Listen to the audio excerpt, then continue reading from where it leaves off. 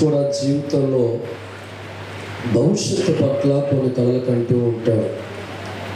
భవిష్యత్తు నాకు ఇలా ఉండాలి, అలా ఉండాలి, నేను ఈ స్థాయిలో ఉండాలి అనుకొని మనిషిగా పుట్టిన ప్రతి ఒక్కరు కూడా తన జీవితం పట్ల ఉన్న భవిష్యత్తు గురించి అనేక రకాలుగా ఆలోచిస్తూ ఉంటారు.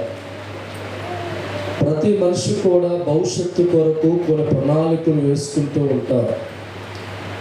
ఆ ప్రణాళిక తగ్గట్టుగానే వారి జీవితాలు నడిపించుకుంటూ భవిష్యత్తులో మనిషి ఎలా ఉండాలనుకుంటున్నాడో ఆ రీతిగా చేర్చబడ్డానికి ఎన్నో కలలు, ఎన్నో ఆశలతో జీవితంలో ముందుకెళ్తూ ఉంటారు. దేవుడి స్తోత్రం. ఒక్కసారి బైబిల్ గ్రంథంలో దేవుడి యొక్క మాట మనం పరిశీలిద్దాం. సామెతల గ్రంథం 27వ అధ్యాయము 1వ వచనం ధ్యానం చేసుకుందాం. రేపటి గురించి అతిశయపడకము. ఏ దినమున ఏది సంభవించునో అది నీకు తెలియదు. చాలు. దేవుడి స్తోత్రం. పరిశుద్ధ గ్రంథంలో దేవుడి వాక్యాన్ని బాగా పరిశీలిస్తూ ఉంటే రేపటి దినము గురించి అతిశయపడవద్దు అని ప్రభు మాట్లాడుతున్నారు. ఏ దినము ఏది సంభవిస్తుందో మనిషికి తెలియదంట. కానీ మనిషి జీవితం భవిష్యత్తు కొరకు ఎన్నో ప్రణాళికలు గీసుకుంటూ ఉంటాడు. ఎన్నో ప్లానింగ్లు కూడా భవిష్యత్తు కొరకు వేస్తూ ఉంటాడు. కానీ దేవుడు అంటున్నాడు, మనిషికి భవిష్యత్తు తెలియదురా. నువ్వు గీసుకున్న భవిష్యత్తు నీ చేతుల్లో లేదు. నువ్వు అనుకున్న ఆలోచన బట్టి నీ జీవితం ఉండదు. కానీ ఏ దేవుడైతే భవిష్యత్తుకు మూలమే ఉన్నాడో, ఏ దేవుడైతే భవిష్యత్తుకి కాలమే ఉన్నాడో ఆయన చేతుల్లో తప్ప మనిషి చేతుల్లో మనిషి బ్రతుకు లేదు. తప్పలు కొట్టింది. రేపటి దినము గురించి అతిశయపడకము. ఏ దినము ఏది సంభవిస్తుందో నీకు తెలియదు. మనిషి ఎప్పుడు కూడా మానవ జ్ఞానంతో ఆలోచిస్తే ఇలాంటి ప్లానింగ్లు వేసుకుంటూ ఉంటాడు. దేవుని పట్ల ప్లానింగ్ కలిగి ఉంటాడని అర్థం చేసుకొని మనిషి జీవితాన్ని దేవుడి చేతుల్లో పెట్టుకుంటే దేవుడే మనిషికి భవిష్యత్తు నిర్మించేవాడు కనుక దేవుని బట్టే మనిషి జీవితానికి భవిష్యత్తు ఉంటుంది. కానీ నేటి దినాల్లో దేవుడి ప్రమేయం లేకుండా దేవుడి చేతుల్లో మనిషి జీవితం పెట్టుకోకుండా ఎన్నో కలలు కంటూ నా జీవితం అలా ఉండాలి, ఇలా ఉండాలని రకరకాల ప్లానింగ్లు ఇస్తున్న మనుషులు కనబడుతూ ఉంటారు. నా దృష్టిలో వాళ్ళందరూ కూడా పిచ్చోలే. ఎందుకంటే మనిషికి భవిష్యత్తు ఆ చేతుల్లో లేదు. ఏ దినం ఏది జరుగుతుందో నీకు తెలియదని దేవుడు మాట్లాడినప్పుడు ఎన్నో కళ్ళ కంటున్నవారు ఈరోజు భూమి మీద లేరు.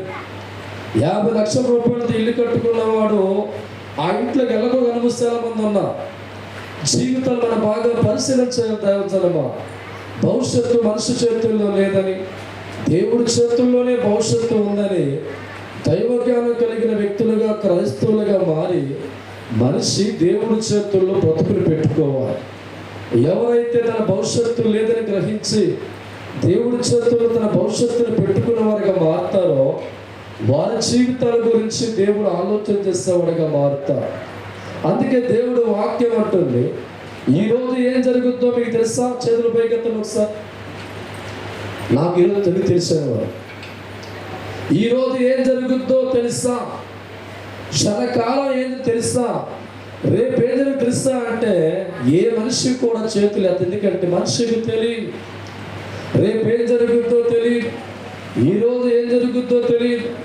ఈ నిమిషం తర్వాత ఏమో తెలియదు. అంటే మనిషి జీవితంలో ఎన్నో ప్లానింగ్లో, ఎన్నో ఆలోచనలో, ఎన్నో బుర్ర పగలిపోయేలాగా ప్లానింగ్లో కెచ్చులు గీస్తూ ఉంటా. ఆ కెచ్చులో ఉండాలి కదరా. నువ్వు గీసుకున్న ప్లానింగ్లో నువ్వు ఉండాలంటే దేవుడి దయ కావాలి.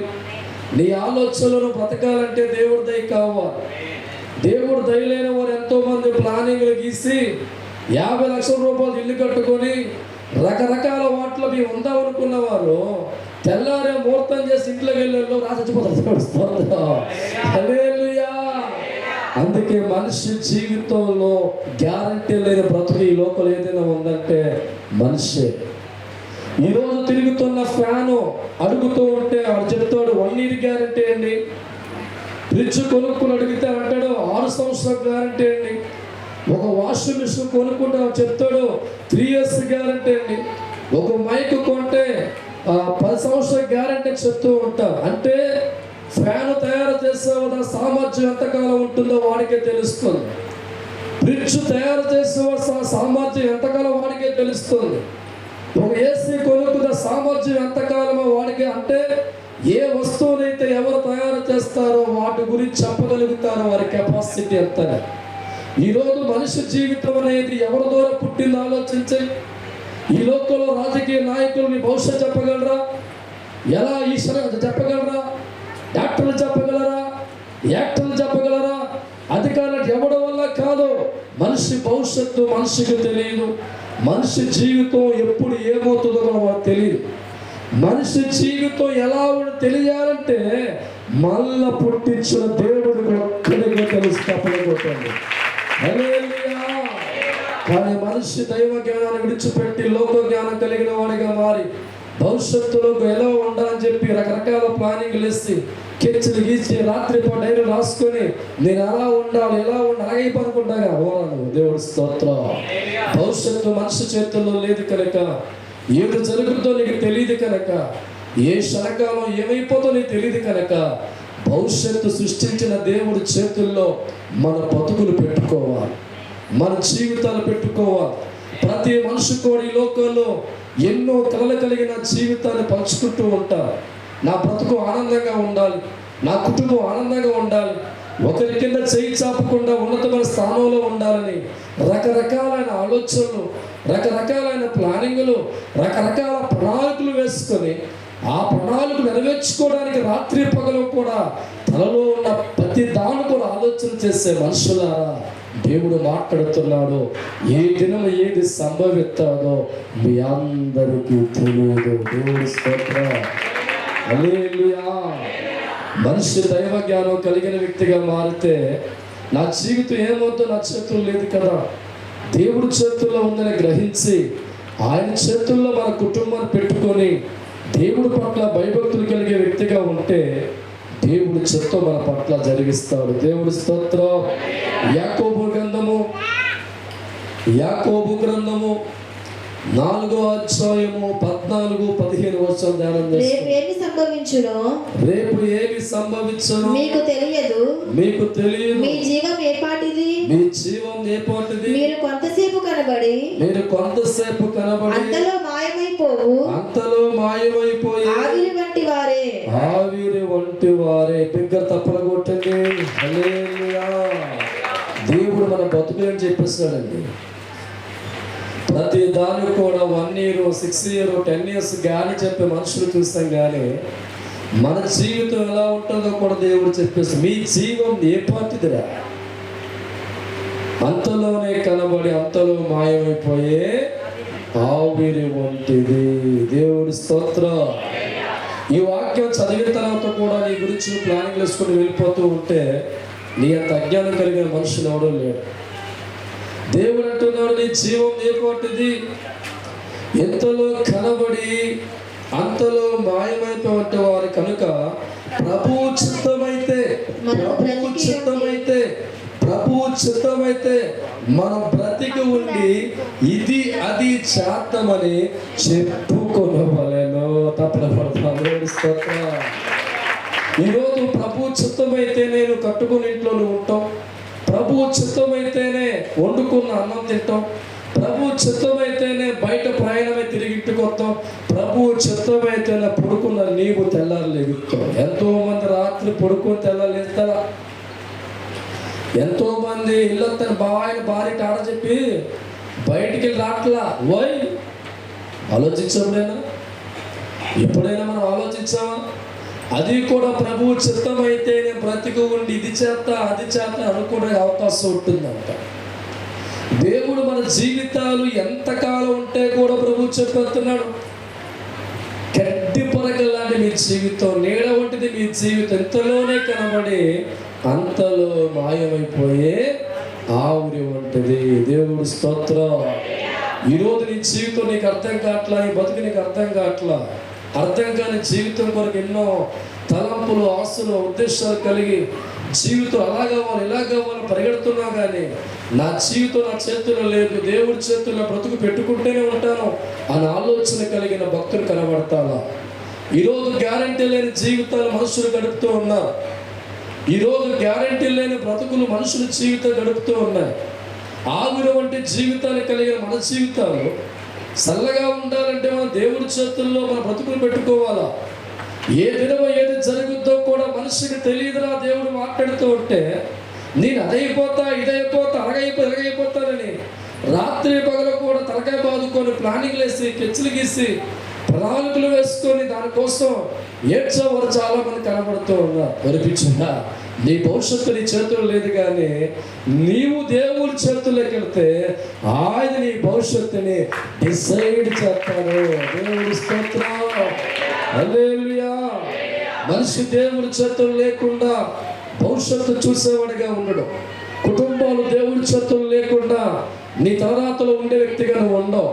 ఎన్ని ప్లానింగ్లు కలిగి ఉన్నా, ఎంత ఆలోచన కలిగి ఉన్నా, ఎన్ని ప్రణాళికలు వేసుకున్నా, నువ్వు వేసుకున్న ప్రణాళికలో కలకాలం ఉండాలంటే దేవుడి చిత్తం కావాలి.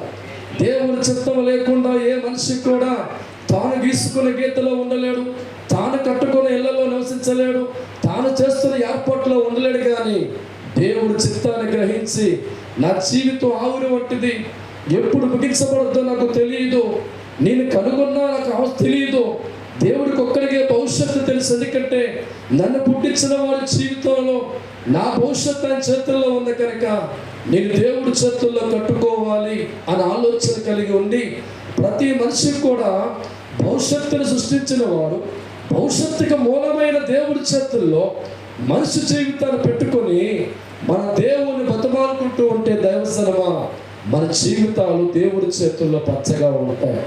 ఈరోజు నీ గురించి నువ్వు ఆలోచన చేసుకుంటున్నావా?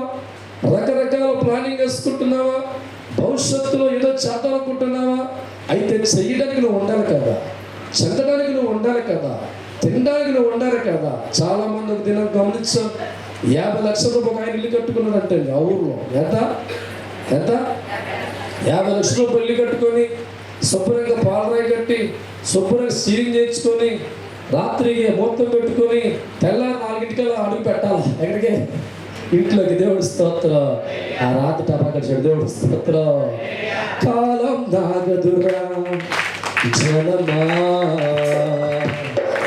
కోసము, కాలం నాగదురా, కాలం నాగదురా జనమా కోసము, కాలం నాగదురా. ఎన్నో కలలో కట్టాము, వాటి కోసమే బ్రతుకుతూ ఉంటాము. ఎన్నో కలలో కట్టాము, వాటి కోసమే బ్రతుకుతాము. ఏది జరిగేనో తెలియని మనుషులము, ఏది జరగనో తెలియని మనుషులము. కాలము దేవుడిదే, భవిష్యత్తు దేవుడిదే. కాలము దేవుడిదే, భవిష్యత్తు దేవుడిదే. భవిష్యత్తు తిరిగిన దేవుడికి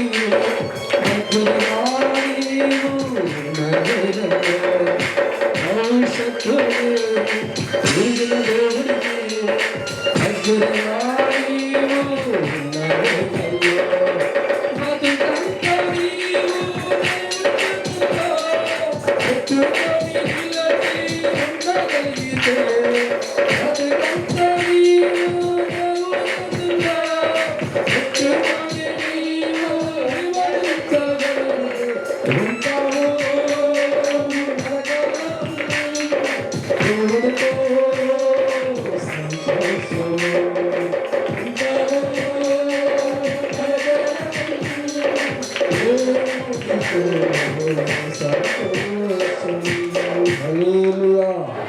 ఇప్పుడు చెప్పాలి, గీస్తున్న ప్లానింగ్లో ఉండాలి. మట్టి పొరతో గీసే ప్రతి ప్లానింగ్ కూడా దేవుడు నచ్చదు.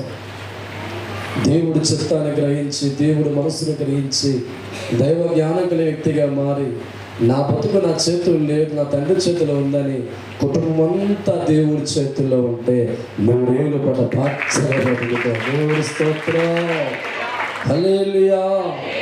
సామెతల గ్రంథం 19వ అధ్యాయము, ఇక్కడ వాయిస్ మిత్రులు, 19వ అధ్యాయము 21వ వచనాన్ని ధ్యానం నరుని హృదయములో ఆలోచనలు అనేకములు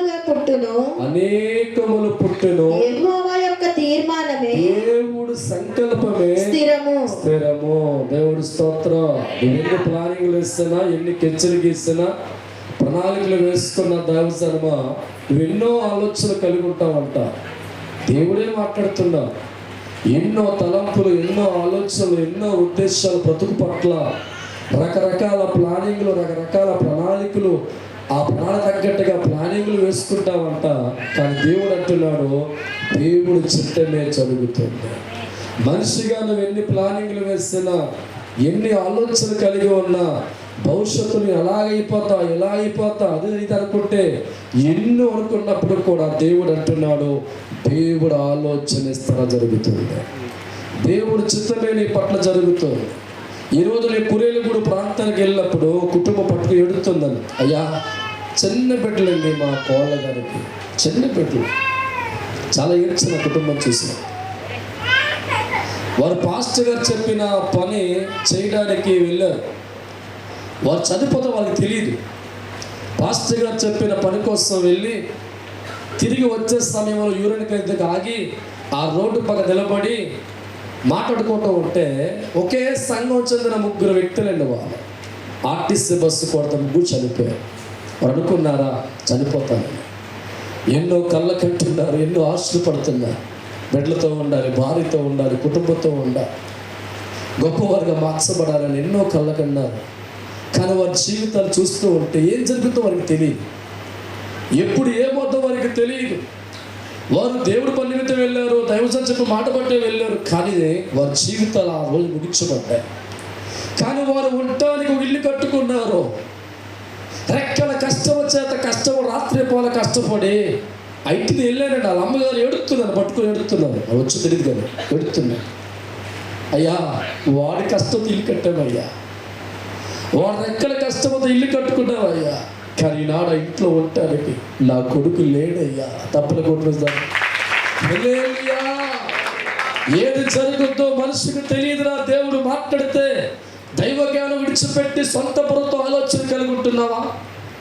ఎప్పుడు ఉంటావో వెళ్ళిపోతావో తెలియని ఒక తాత్కాలికమైన జీవితం దేవుడు మనకి ఇచ్చారు తెలియక, దేవుడు చిత్తంలో బ్రతకలేక, దేవుడి సన్నిధిలో చేతుల్లో ఉండలేక మట్టి బుర్రతో నువ్వు ఆలోచన వేస్తున్నావా? అయితే దేవుడు అంటున్నాడు, మనిషి హృదయంలో అనేక ఆలోచనలు పుడుతూ ఉంటాయి, అనేక తలంపులు పుడుతూ ఉంటే, కుటుంబం కొరకు, భవిష్యత్తు కొరకు, బిడ్డల కొరకు ఎన్నో ప్లానింగ్లు వేసుకుంటాం. కానీ దేవుడు చిత్తమే జరుగుతుంది, దేవుడు సంకల్పం జరుగుతుంది. మనిషి అనుకున్న జరగదమా, ప్రభు అనుకున్న జరుగుతుంది. దేవుడు చేతుల్లో ఉండగలిగితే నీ గురించి దేవుడు ఆలోచించడా?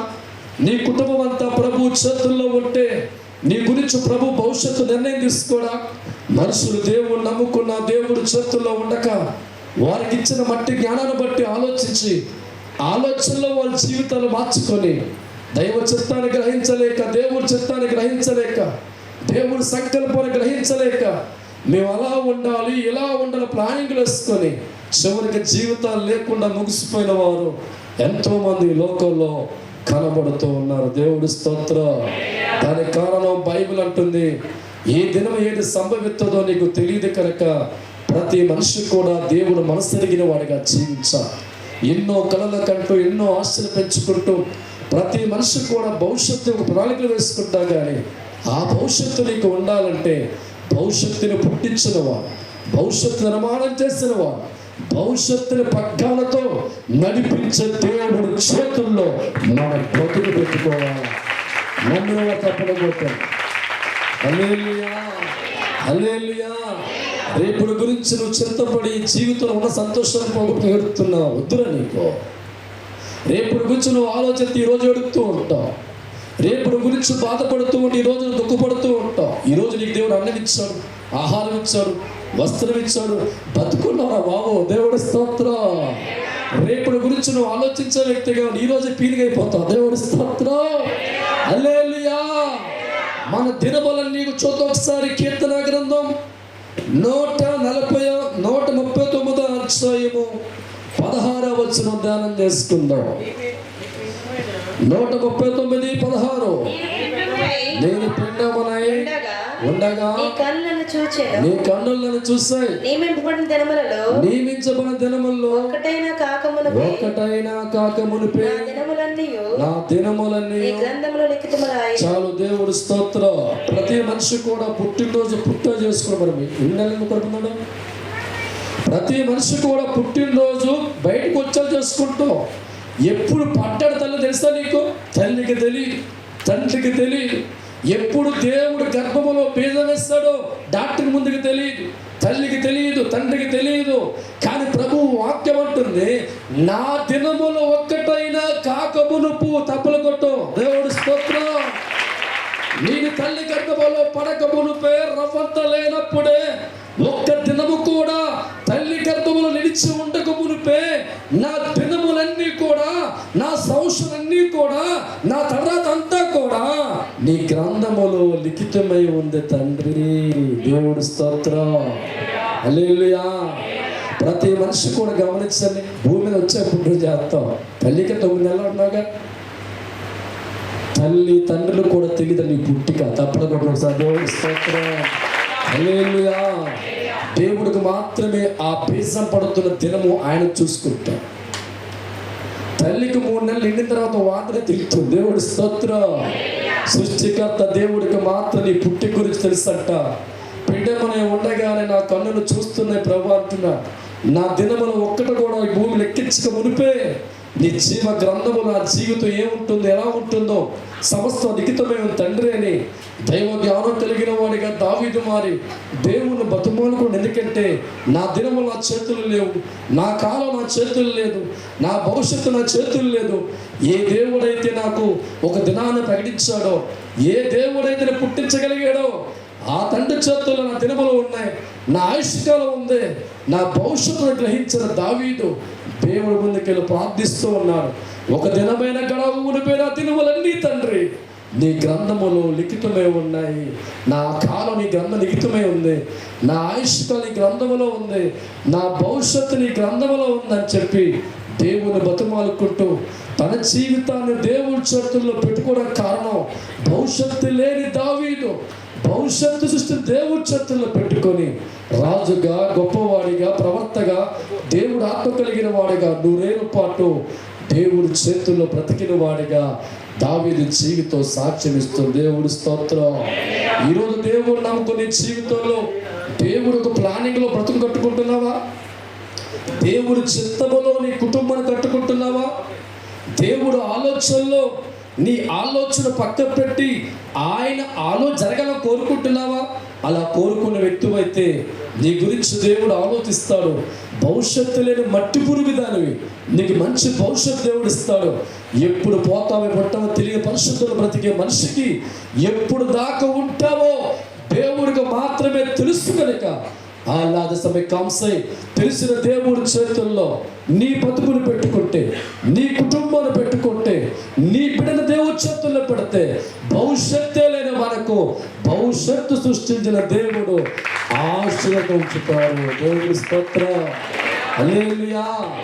లోకంలో ఎంతో మందికి దైవగాని అర్థం కాక, దేవుడి చిత్తము తెలియక, ప్రభు ప్రణాళిక తెలియక, దేవుడు ఆలోచన తెలియక ఏదో సాధిద్దాం అనుకొని రాత్రి పగలు కూడా పరాగులు వీచుకొని ఆలోచనలు వేసుకొని పరిగెత్తే మనుషుల జీవితాలు పరిశీలిస్తే వాడు ఏదో అనుకుంటాడు, కానీ అనుకున్న దాంట్లో వాడు ఉండవు, అనుకున్న దాంట్లో వాడు జయించడం. ఎంతోమంది జీవితం గమనిస్తూ ఉంటే బయటకు వెళ్ళిన వారు ఎంతోమంది రాని వారు ఉన్నారు.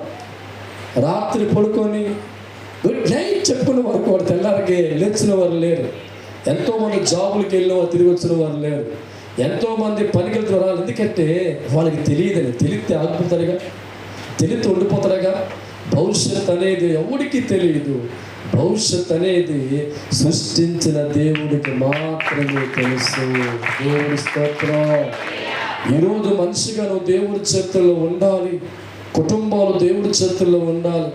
నీ కాలాన్ని నియమించే దేవుడి చేతుల్లో ఉండకపోతే ఏ దినం ఏం సంభవిద్దని తెలియదు కనుక నువ్వు వేసే ప్రతి అడుగు కూడా ప్రభుకు విరోధంగా వేస్తావు. దేవుడి చిత్తానికి దూరంగా వేస్తావు. లిదిజమే కాంస అభిషేకం మారా దేవుడి సంకల్పానికి అడుగులు దూరంగా వేసుకుంటావు. నీకు తెలియకుండా భవిష్యత్తులో దూరంగా వెళ్ళి చిత్తాన్ని మర్చిపోయి బ్రతికే వ్యక్తులుగా మారిపోతావు. నా ప్రియమైన దైవజనమా, ప్రతి మనిషి కూడా దైవ జ్ఞానం కలిగిన వ్యక్తిగా మారాలి. 66 పుస్తకాలు చేతుల్లో ఉన్న తల కింద పెట్టుకునే మనసులు కాకుండా దేవుడిచ్చే జ్ఞానం తెలుసుకునే వ్యక్తులుగా మారి తండ్రి మనసు ఎరిగిన వారిగా జీవితాన్ని మార్చుకొని మనిషి జీవితం వట్టి ఆవురు వంటిదని ఎన్ని కళ్ళకంటున్నా ఎంత భవిష్యత్తు కోరుకున్నా దేవుడు పిలిచేసి వెళ్ళిపోతారు. కాబట్టి ఆ పిలుపు రాకుండా దేవుడి చిత్తాన్ని గ్రహించి దేవుడి చేతుల్లో మనిషి జీవితం పెట్టుకుంటే భవిష్యత్తు లేని మనకి ఆయన రెక్కలు అడ్డుపరిచి భవిష్యత్తు నిర్ణయించి నూరేడు బ్రతికించి దేవుడి చిత్తం జరిగించుకున్నట్లుగా దేవుడి సంకల్పం ప్రతి మనిషి మీద కూడా ఉంటుంది. ఈ రోజు ఇక్కడ కూర్చున్న ప్రతి ఒక్కరు కూడా ఎన్నో కలలు, ఎన్నో ఆశలు, ఎన్నో భావాలతో బ్రతికిలా ఉండాలి, కుటుంబంలో ఉండాలి, అలా ఉండాలని చెప్పి ఆలోచన కలిగి నీ జీవితంలో అసలు ఉంటావని ఆలోచిస్తావా? భవిష్యత్తు గురించి ఆలోచించావు కానీ నీకెక్కడ గ్యారంటీ? నీ మైండ్ భవిష్యత్తు గురించి ఆలోచిస్తుంది, నీ గ్యారంటీ కార్డు ఉందా? ఎక్కడికి ఉన్నా ఫోన్ కొంటే గ్యారెంటీ అడుగుతున్నావు, ఫ్యాన్ కొంటే గ్యారెంటీ అడుగుతున్నావు, ఫ్రిడ్జ్ కొంటే గ్యారెంటీ అడుగుతున్నావు, వాచ్ గ్యారెంటీ అడుగుతున్నావు. ఎప్పుడైనా దేవుడి ముందుకు వెళ్ళి అడిగావా గ్యారెంటీ కార్డు? అడిగావా? ఎప్పుడు మోకరించిన తిండి పెట్టు, బట్టలు పెట్టు అనే కానీ జీవితం ఇచ్చి నువ్వేకెత్తండి. నన్ను బ్రతికించు వాడుకో అనుకో, నువ్వు దేవుడి స్తోత్రం. ఇంతలోనే కనబడి అతలోనే మాయమయ్యే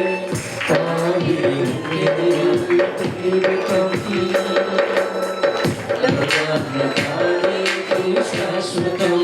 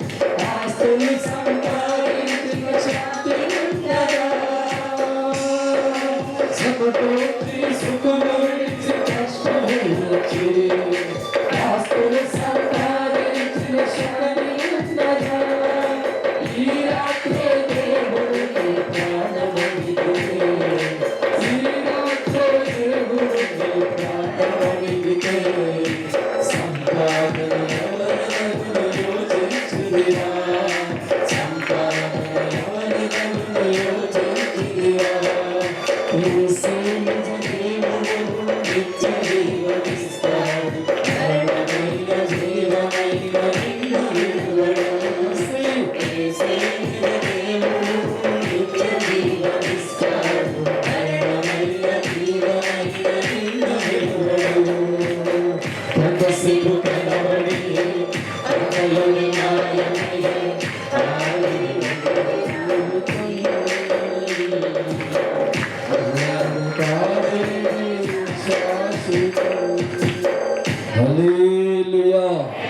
ఇది నిజమైన తప్పులు కొట్టండి. ఇది నిజమే.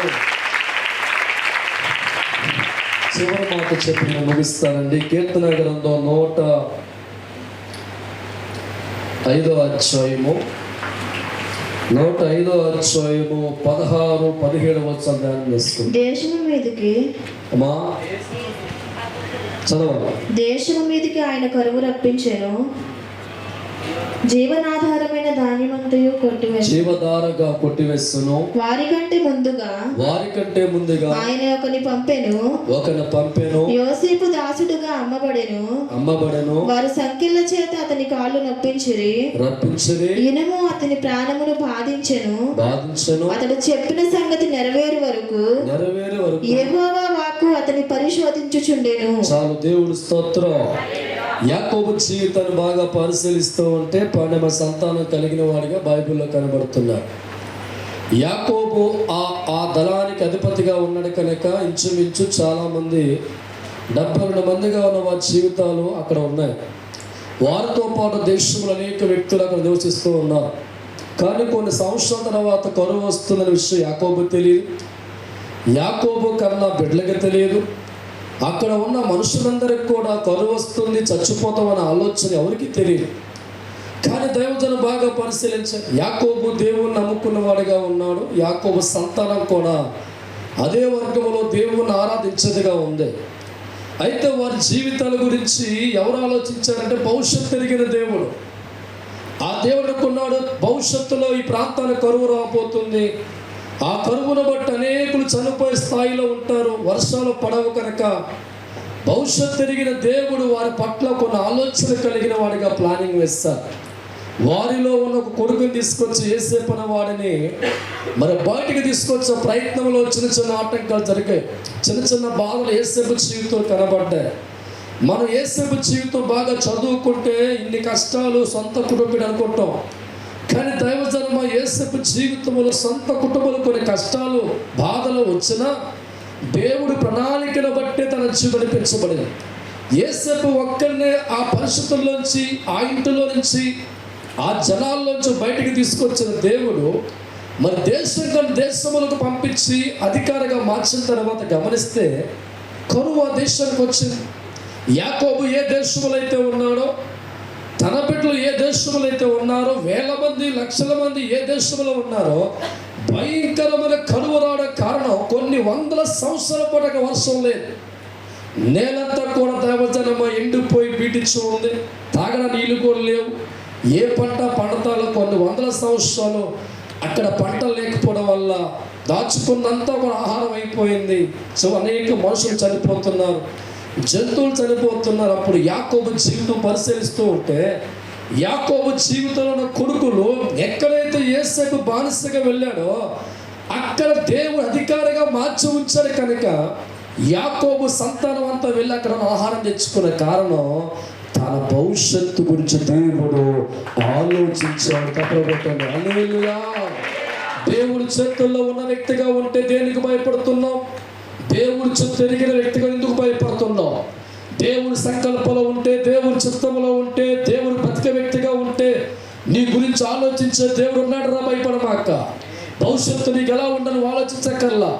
బతుకును దేవుడి చేతుల్లో పెట్టుకొని దేవుడి ముందు కన్నీరు కాచి ప్రార్థించే వ్యక్తిగా మారుతూ ఉంటే నీ గురించి దేవుడు బాగా ఆలోచించి భవిష్యత్తులో ఏ వస్తాయో, ఏ ఇబ్బంది వస్తే తెలుసుకొని ఆ ఇబ్బందులు నీవు ఉండకుండా, ఆ కష్టంలో నీవు ఉండకుండా నీ భవిష్యత్తు కొరకు దేవుడే ప్లానింగ్ ఆలోచన చేసి ప్లానింగ్ సక్సెస్గా మార్చి అందులో సుఖపడే దినములు దేవుడి చేతుల్లో ఉన్న వారి కుటుంబాలకు దేవుడు ఇస్తాడు. హల్లెలూయా. యాకోబు దేవుడి చేతుల్లో ఉన్నాడు కనుక వారి కుటుంబం కూడా దేవుడు నమ్ముకుంది కనుక ఆ కుటుంబం కరువులో చావకూడదని, ఇబ్బందుల్లో చావకూడదని, తన నమ్ముకున్న వారి జీవితంలో మరణం రాకూడదు కరువు బట్టని దేవుడే ఆలోచన చేసి భవిష్యత్తులో కరువు తిరిగిన వాడిగా ఉండి ఆ కరువులో వారు చచ్చిపోకుండా మొదట ఒక వ్యక్తిని పంపించి వారి ప్లానింగ్ పై గొప్పగా మార్చి తన జీవితాన్ని బట్టి మిగతా కుటుంబాలు జనాలు కూడా దేవుడు బ్రతికించుకున్న సందర్భాలు మనకు బైబిల్లో కనిపిస్తూ ఉన్నాయి. నా ప్రేమైన దైవజనమా, నీలాగా నాలాగా యాకోబు కూడా ప్లానింగ్ చచ్చూరుకునేవారు. దేవుడి స్తోత్రం, హల్లెలూయా. దేవుడి చేతుల్లో పెట్టి వారు ప్రార్థించుకున్నారు కాబట్టి భవిష్యత్తులో వచ్చే ప్రమాదాలు, భవిష్యత్తులో వచ్చే ఆటంకాలు, భవిష్యత్తులో వచ్చే ఇబ్బందాలు దేవుడికి ఒక్కడికి తెలుసు కనుక ఆ ఒక్కడిని దేవుడు తన చేతుల్లో ఉన్న మనుషుల గురించి ఆలోచించాడు. ఈరోజు కొన్ని చేతుల్లో, దేవుడి చేతుల్లో ఉండాలని కోరుకొని ఉంటే నీ గురించి దేవుడు ఆలోచించడా? చావు వదిలేస్తాడు, వదలదేవచ్చనమ్మా. తల్లి చేతుల్లో బిడ్డ ఉంటే తల్లి ఆలోచిస్తుంది, తండ్రి చేతుల్లో బిడ్డ ఉంటే తండ్రి ఆలోచిస్తున్నాడే. నమ్ముకున్న దేవుడి చేతుల్లో ఉండాలని కోరుకుంటే, నమ్ముకున్న దేవుడి చేతుల్లో బ్రతుకులు పెట్టుకుంటే, భవిష్యత్తు నీకు తెలియక పరిగెడుతూ ఉన్నప్పుడు, భవిష్యత్తులో నీకు ప్రమాదం జరగకుండా, ఆటగా జరగకుండా, తెగులు రాకుండా, జబ్బు రాకుండా, నీ జీవితం పతనం కాకుండా ఆయన చేతుల్లో ఉన్న కుటుంబాల గురించి ఆయన ఆలోచించి మంచి ప్లానింగ్లు వేసి దాని రూపకల్పన కలిపి స్టోరీ అల్లి ఆయనే కథానాయకుడిగా ఉండి నేను బ్రతికించి నడిపిస్తాడు. దేవుడి స్తోత్రం, హల్లెలూయా. దేవుడు నమ్ముకున్న తర్వాత కూడా మట్టి రూపాయికి ఇచ్చావా? మంచి జ్ఞానంతో వాడుతున్నావా? అయితే జీవిత కాలం అంతా నీకు తెలియదు కనుక ఏదో కుంట్లో పడతానే ఉంటావు, ఏదో ఒక ముప్పు వస్తూనే ఉంటుంది. నీ బుర్ర పక్క పెట్టు, నీ ఆలోచనలు పక్క పెట్టు, నీ తలంపులు పక్క పెట్టు, ఆలోచించే నా భవిష్యత్తు ప్రభు చేతుల్లో ఉంది, నా చిత్తం జరగదు కానీ దేవుడి చిత్తం జరుగుతుందని జీరోగా మారి హీరో తత్వం పక్క పెట్టి ప్రభు చేతుల్లోకి వెళితే ఆయన కన్నులారా చూసుకొని నిన్ను ముద్దాడి నిన్ను కౌగులించుకొని ఎటువంటి కీడు రాకుండా ఎలా కాపాడతా. హల్లెలూయా. కలకాలం ఉంటావు సృష్టికర్త దేవుడి చేతుల్లో, కలకాలం ఉంటావు సృష్టికర్త దేవుడి చేతుల్లో. ఏ కీడైనా ఏ పొడులైనా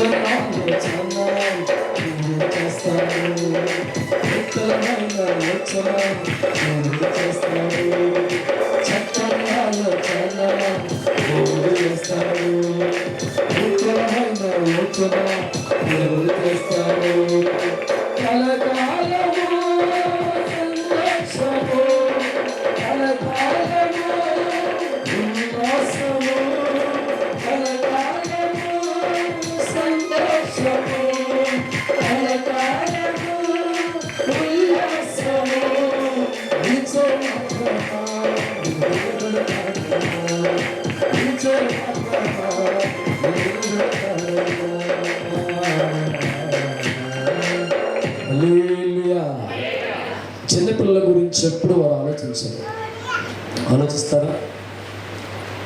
జగదీష్ వాళ్ళ కొడుకు జీవితం గమనిస్తూ ఉంటే నాకు తిండి దొరుకుతుందంటావా అనుకోడు.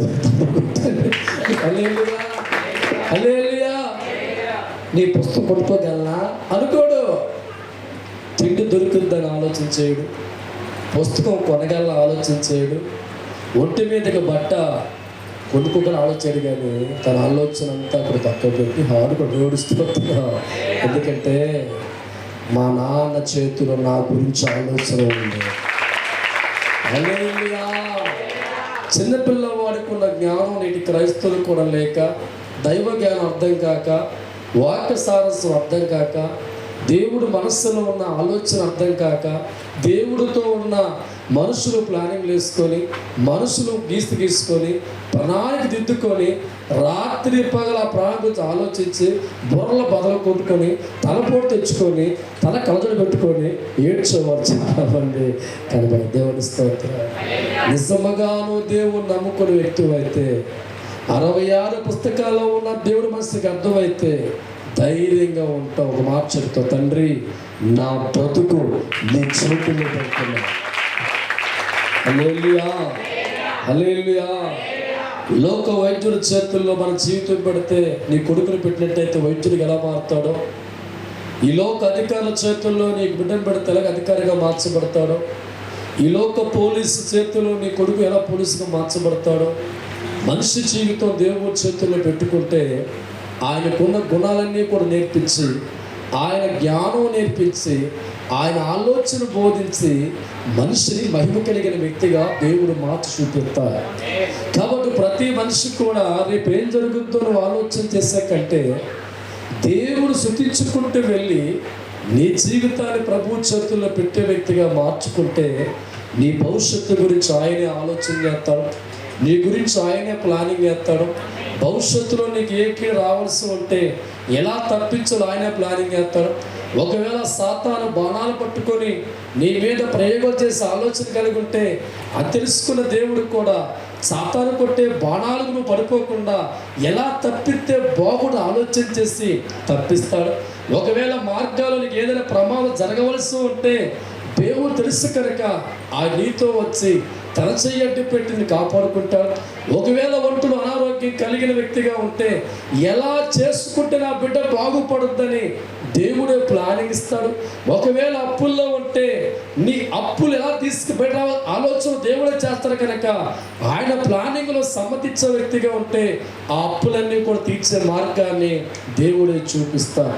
మన సినిమాలో కావాలి సాక్ష్యం చెప్పింది ఇక్కడ, 5 లక్షల రూపాయలు అప్పు ఎంత ఉందంట, 5 లక్షల అప్పు ఉందంట, 2 వారాల అప్పు తీర్పుతాడు. 2 వీక్స్ దేవుడు ఉన్న మందిరంలోకి 5 లక్షల అప్పు తీర్చే సాక్ష్యం చెప్పి, అంటే గత కాలం అంతా తలకాయలు బదులు కొట్టుకొని ఆలోచన చేసి ప్లానింగ్ వేసి ఓడిపోయారు. శివునికి దేవుడి చేతుల్లో బతికెట్టుకున్న ప్రభు అనగానే వారికి సహాయం చేసే దేవుడు 2 లక్షల రూపాయలు 5 లక్షల రూపాయల అప్పుని దేవుడు ఏదో ఒక మార్గం తెలిసి తీర్చివేస్తాడు. నా ప్రేమైన దైవజనమా, ఈరోజు వాక్యం విన్న తర్వాత కూడా మళ్ళా నీ బుర్ర వదిలిపెట్టి రాత్రి పగలు ఆలోచించి బుర్ర పగలగొట్టుకునే బదులు, దేవుడా నా కుటుంబాన్ని చేతుల్లో పెడుతున్నా, నా జీవిత చేతుల్లో పెడుతున్నా, ఎందుకంటే నా భవిష్యత్తు నాకు తెలియదు కానీ నన్ను పుట్టించి నీకు తెలుసు తండ్రి అని కుటుంబం అంతా ప్రార్థన చేసుకొని తండ్రి చేతుల్లోకి వెళ్ళి ఉండాలని ఆశపడుతూ ఉంటే నీ కుటుంబాన్ని భద్రపరిచి కాపాడుకొని మేలుతో నింపి నీకు ఏం చేతి ఈ లోకంలో ఉన్న స్థానంలో ఉంటావో దాని గురించి దేవుడు ప్లానింగ్ వేసి నిలబెడతాడు. ఆ నిలబెట్టే విధానం ఉండాలంటే మన ఆలోచన పక్క పెట్టాలి, దేవుడు ఆలోచనలు అనేకమవ్వాలి, ప్రభువు చేతుల్లో ఉండాలి, ప్రభువును ఆనందపరచాలి, ప్రభువు సంతోషపరచాలి, ప్రభువుతో నడవాలి. అలా నడిచే వ్యక్తిగా ఉంటే టాప్ పొజిషన్లోకి వెళ్ళిపోతావు. 100 సంవత్సరాలు గ్యారెంటీ అవుతావు, 100 సంవత్సరాల గ్యారెంటీ, 100 సంవత్సరాల గ్యారెంటీగా ఉంటావు. తిండి కొద్ది ఉండదు, ఇంటి కొద్ది ఉండదు, బట్ట కొద్ది ఉండదు, ఎక్కడికి వెళ్ళినా నీ చుట్టూ కూడా ఆశీర్వాదాలు క్యూ పడతాయి, మేలు క్యూ పడతాయి, దేవుడు నీతో ఉంటాడు, స్నేహితుడిగా మార్చబడతాడు, దైవ జ్ఞానంతో నింపబడతాం. కిమెర క్లోజ్ చిన్న మాట చెప్పి నేను ముగించేస్తాను. క్లోజ్. నా జీవితంలో దైవజనమా, ఐఎమ్ బీఈడి స్టూడెంట్. డిగ్రీ పూర్తయిన తర్వాత దైవజనమా నేను కళ్ళకంటున్నా మాస్టర్ అయిపోతాం. మాస్టర్ అయితే ఎవరు పుట్టినా సెలవే, ఎవరు చచ్చినా సెలవే. దేవుడు స్తోత్రం. హల్లెలూయా. మాస్టర్ కావాలి, బాగా ప్లానింగ్ వేసుకుంటూ డిగ్రీ బాగా చదువుకొని కాస్త ఎండలోకి వెళ్తే వాడిపోతారు తోడగల్లా. దేవుడి స్తోత్రం. కాబట్టి టీచర్ జాబ్ అయితే చక్కగా సెలవులు ఎక్కువ ఉంటాయి. దసరా సెలవులు ఇస్తారు, క్రిస్మస్ సెలవులు ఇస్తారు, ముస్లిం సెలవులు ఉంటాయి. 3-4 రోజుల్లో కేవలం స్కూల్ ఉంటుంది అని ఆలోచన చేసి బాగా చదువుకొని డిగ్రీ పూర్తి చేసి బీఈడి కోచింగ్కి వెళ్ళి ప్రయత్నం చేస్తా. కానీ గమనించండి, నువ్వు టీచర్ కాదురా, నా మాట బోధించమని. దేవుడి స్తోత్రం. ఈ పాటకి దేవజనం మా టీచర్గా జాయిన్ అయ్యి ఉంటే నెలకు 20,000 రూపాయలు సంపాదించుకున్నాయి. కానీ ఇప్పుడు అనేక బిడ్డలు సంపాదించుకుంటున్నాం. వేల మంది ప్రజల హృదయాల్లో ఒక స్థానం దేవుడు కల్పిస్తున్న కారణం, దేవుడి చిత్తములో ఎరిగిన తర్వాత, దైవ జ్ఞానం అర్థమైన తర్వాత ఇక ఆలోచనలన్నీ పక్కన పెట్టేస్తాను. దేవుడి చేతుల్లోకి సున్నాగా వెళ్ళిపోయాను. ఆయన అభిషేకంతో నింపి మీరందరూ కూడా దేవుడి చేతుల్లో ఉండి ఆస్వాదించబడని గాక. తల ఉంచుకొని ప్రార్థన చేసుకుందాం. అందరూ మోకరించాం. ప్రతి ఒక్కరు కూడా మోకరించి దేవుడు నమ్ముకొని జీవితంలో దేవుడు తెలియపరిచిన మాటను గమనించు. దేవుడి వాక్యం అంటుంది, రేపటి దినము గురించి నువ్వు అతిశయపడవద్దు, ఏ దినం మీద సంభవిస్తే నీకు తెలియదని మాట్లాడితే, భవిష్యత్తు మనిషి చేతులు లేదని, భవిష్యత్తుకి కానుకుడైన దేవుడి చేతుల్లోనే ఉందని ఈ ఉదయకాలం గమనిస్తావా? ఇంతవరకు దేవుడు నమ్ముకున్నావు కానీ నీ బుర్రలో వచ్చే ప్రతి ఆలోచన బట్టి కూడా పరిగెత్తావు. కానీ నా జీవితం ఉండాలి అంటే నీ దేవుడి చేతుల్లో ఉండాలి అని ఆలోచన కలిపాడు. ఎంతోమంది 50 లక్షల రూపాయలు ఇల్లు కట్టుకుంటారు కానీ ఇంట్లో ఉండరండి. ఎంతోమంది వారి జీవితాల్లో అనేక సంవత్సరాలు సంపాదించి దాన్ని తిట్టడానికి వాడు ఉంటారు. ఈరోజు దేవుని బట్టి మనిషికి భవిష్యత్తు లేదని, ఎంతలో కనిపించి అంతలో మాయమైపోయి ఆవులు వంటి వారని, దేవుడు ఒక్కడే భవిష్యత్తు ఉన్నవాడని, ఆయన చేతుల్లో మనం ఉండాలని గ్రహించే వ్యక్తులుగా మార్చి, ఎంతమంది తండ్రి ఈ వాక్యాన్ని విని తులుపుకొని వెళ్ళిపోయేవారు కాకుండా ఇది సత్యమని, ఇది నిజమని, ఈ నిజాన్ని నమ్మిన వారిగా మార్చి వారి గుండెల్లో ఈ వాక్యాన్ని పదిలిపరిచి, నా కుటుంబం దేవుడి చేతులు లేకపోతే ఏమైపోతామో అనే భయం కలిగిన వ్యక్తులుగా మార్చి, రక్షణ లేకపోతే రక్షణ తీసుకునే బిడ్డలుగా మార్చి, దేవుడి సన్నిధిలో నిలకడగా లేకపోతే నిలకడగల వ్యక్తులుగా మార్చి, ఒకవేళ దేవుడి సన్నిధిలో కూర్చున్న హృదయాలు కలవరంతో ఉంటే అన్ని తొలగించి, భవిష్యత్తు లేని నేను దేనికి కలవరపడాలి, నా తండ్రి చేతుల్లో ఉంటే ఆయన చూసుకుంటాడు అనే ధైర్యాన్ని కలిగజేసి ప్రతి ఒక్కరిని పేరు పేరు ఆస్వాదించమని, ప్రతి కుటుంబాన్ని బలపరచమని, నీవే వరకు మార్గమై తండ్రి యజమానై ఆలోచనకర్తై భవిష్యత్తు నిర్మించే దేవుడిగా ఉన్నా కనుక ప్రతి ఒక్కరు 100 ఏళ్ళ పాటు చల్లని దీవులతో ఆశీర్వాదాలతో నింపమని యేసుక్రీస్తు నామమున అడుగుచున్నాం తండ్రి. ఆమేన్. శారదా కానుకలు పడపడండి.